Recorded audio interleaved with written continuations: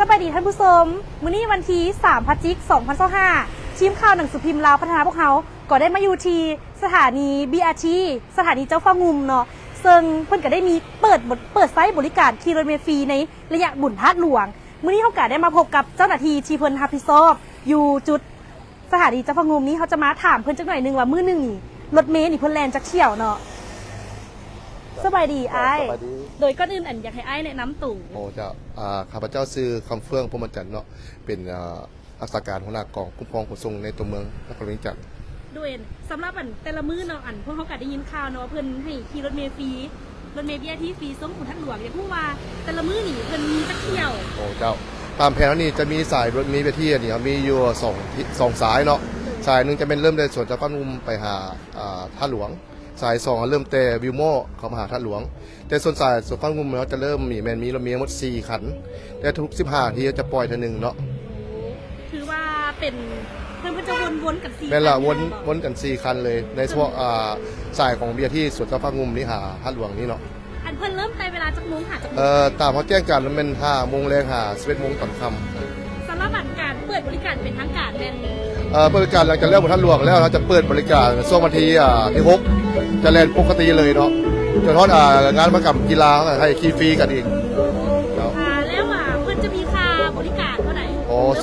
ส่วนนี้เขาจะให้ขี่ฟรีก่อน3 เดือนเนาะในแผนเขาจะให้เก็บเงินเนี่ยจะเป็นต้นปีหน้า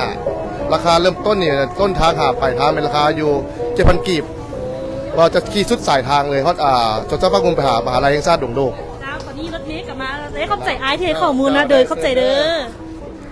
อธิบายเรื่องกับรถเมล์เขาเนาะที่เขาเก็บแล้วแยกตั้งสีส้มสีเทาหรือว่าตั้งเบาะอันนั้นจะมีให้อธิบายตามฟังคือตัวอย่างตั้งสีส้มถ้าว่ารถเขาเต็มเนาะต้องเบิ่งว่านี่มันจะแยกให้ผู้เฒ่าหรือว่าเด็กน้อยหรือว่าผู้เสียภาพจะทำนี้เนาะ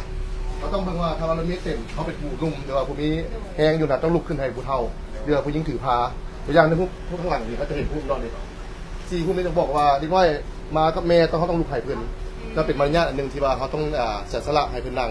แต่ว่าตั้งสีเทานี่คนทั่วไปนั่งได้หรือว่าคนหนุ่มนั่งได้เนาะส่วนตั้งตัวนี้เขาจะเล่นพิเศษเป็นคนพิการเสี่ยวขาหรือว่าก็วีเซ่สามารถนั่งได้แต่ว่าต้องให้คนพิการเป็นนั่งจัดพิเศษเลยตัวนี้เนาะให้เพื่อนเพราะว่าระเบียงนี่เป็นมีจุดดีตัวนี้เขาจะให้ผู้โดยสารได้นั่งสะดวกสบายแต่สำคัญลักๆเขาต้องให้ผู้เฒ่ามียิ่งถือพานั่งถ้าว่ารถเมล์เต็มถ้ารถเต็มกว่านี้เนาะอันนี้เขาจะเราเรื่องมารยาทของการนำรถเมล์สาธารณะเขานี้เจ้าส่วนรถเมล์เขายังมีไวไฟฟรีเด้อและยังมีกล้องวงจรปิด CCTV จุดถ้าว่าเขาลืมเครื่องหรือว่าเขาเฮ็ดโทรศัพท์ตกเฮียเสียหายเขามีกล้องคมจับนี่สามารถบันทึกได้อยู่2 เดือนด้านหลังนี้เนาะสามารถมาหาทางภาคส่วนเกี่ยวข้องสามารถตรวจสอบเบิ่งได้เนาะ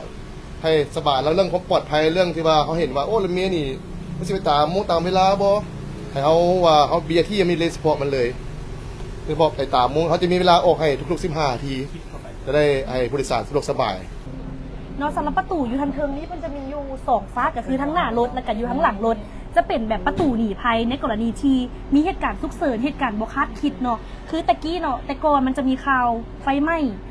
รถเมล์เด็กน้อยเนาะคือตัวนี้ก็ที่สามารถยิ้วออกไปได้เลยเพราะว่าตัวนี้จะบ่ได้เกี่ยวข้องกับระบบไฟฟ้าเนาะถึงแม้นว่าระบบไฟฟ้าจะขัดข้องแต่ว่าประตูตัวนี้จะบ่มีปัญหาสามารถยิ้วแล้วก็ปีนออกไปได้เลย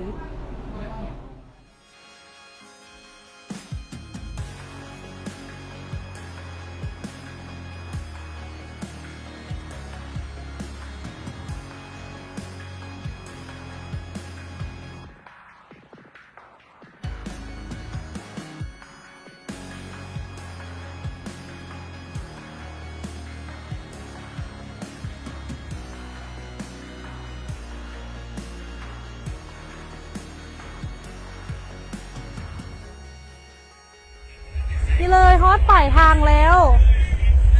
มันจะจอดอยู่บ่อนี้เลยวงเวียนศิลา50 ปี450 ปีขออภัยในความซดกระจา